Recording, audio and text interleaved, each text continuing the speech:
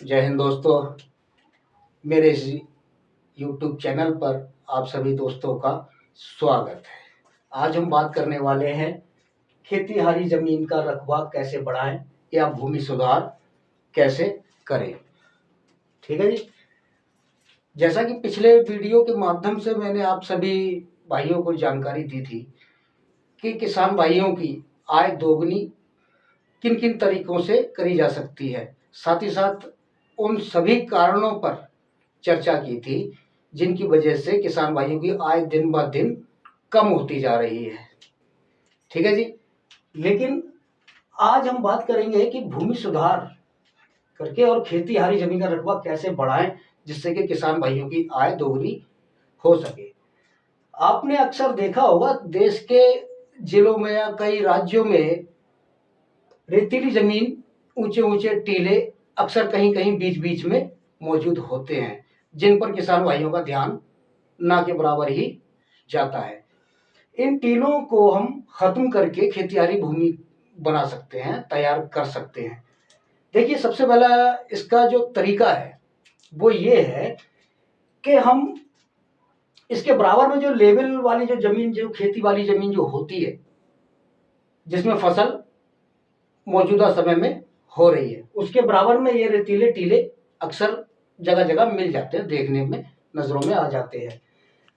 तो आय या खेती हारी जमीन का रकबा ऐसे बढ़ेगा कि ये जो रेतीले जो टीले हैं इनको खत्म कर दिया जाए और जो बराबर वाला जो रेतीला खेत है, जो फसल जिसमें पैदा हो रही है, इन रेतीले टीलों को इतने खुदाई करके इतना उठा दिया जाए, रेत को इतना खाली कर दिया जाए कि कम से कम इसका जो फसल वाला जो खेत है बराबर वाला, उससे 15 से 18 इंच तक गहरा खुदाई कर दी जाए। ये रेत उठा के कहीं बाहर फेंक दिया जाए या ईंट के जो भट्टे होते हैं उनको दे दिया जाए, क्योंकि ये रेत उनके काम में आ जाता है, जिसके आपको पैसे भी ईंट के भट्टे वाला आपको देता है। साथ ही साथ अब मुझे एक पुरानी सच्ची घटना नजर याद आ रही है। ये काफी पुरानी है, हमारे क्षेत्र की ही है। एक किसान भाई था जिसके खेत में, जिसका मतलब ये रेतीला टीला हुआ करता था, जिसके खुद वो उसका मालिक था, और पास के गांव में एक ईंट भट्टे का मालिक भी था जिससे वो ईंट भट्टा चलाता था। ईंट भट्टे के मालिक ने किसान भाई से संपर्क किया कि भाई हमें ये रेतीला टीले की जो जितनी भी रेत है आप ये हमें दे दो, इसके आपको हम पैसे देंगे जिससे आपकी इनकम बढ़ेगी, या फिर आप ठेका ले लो और इसको रेत को जो है हमारे खेत, हमारे भट्टे तक पहुंचा दो। किसान भाई ने ऐसा ही किया। अपने गांव के कुछ मजदूरों को लेके ट्रैक्टर ट्राली के जरिए ईंट के भट्टे तक ये खुदाई करके पहुंचाने लगा। जैसे जैसे इसकी खुदाई हुई, रेत को उठाना शुरू किया, नीचे एक स्ट्रक्चर मिला, एक पुरानी हवेली का, पुराने मकान का। जैसा कि आप जानते हैं कि हमारा देश जो है पुरानी सभ्यताओं का देश रहा है। हजारों सालों से, लाखों साल पुरानी सभ्यताएं हमारे देश की जमीन में कहीं ना कहीं दबी हुई है। आज भी खुदाई अगर कहीं होती है तो उसमें ये अवशेष हमें प्राप्त होते हैं। ये हमारा एक बहुत ही बेशकीमती खजाना होता है। अब जैसे जैसे ये किसान भाई अपनी रेत की को खुदाई करता जा रहा था, उसको स्ट्रक्चर जो मिला, बुनियादें मिली मकान की, हवेली की, उसको शक हुआ कि शायद इसके अंदर कुछ ना कुछ और भी मिलेगा। उसने गांव के मजदूरों को हटा के अगले दिन अपने भाइयों को, अपने भतीजों को, अपने लड़कों को ट्रैक्टर ट्राली के साथ लगाया और ये रेतीली जमीन को खुदाई करने लगा और पहुंचाने लगा। थोड़ी खुदाई करने के बाद और आप हैरान होंगे कि उसका अनुमान सही था। इस रेतीली जमीन के अंदर उससे मिट्टी के 3 पात्र ऐसे मिले थे जिनके अंदर सोने और चांदी के सिक्के थे। एक तो उसने कमाई यहां से करी और एक पुरानी धरोहर उसको मिली, पुरानी सभ्यता की। 3 मिट्टी के पात्र ऐसे जिसमें पानी भरा जाता है, जिसे हम मटका कहते हैं, उसमें ये खजाना मिला सोने और चांदी के सिक्के। आज वो उस क्षेत्र का जाना माना धनवान व्यक्ति है। ठीक है जी, एक तो फायदा ये हुआ।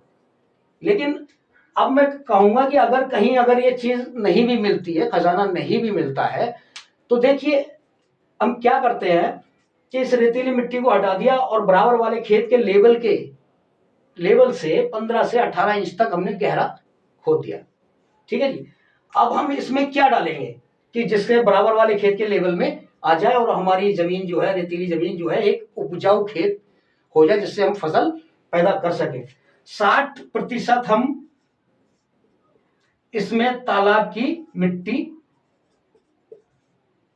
लेंगे। ठीक है जी, 30% हम लेंगे गोबर की सड़ी हुई खाद।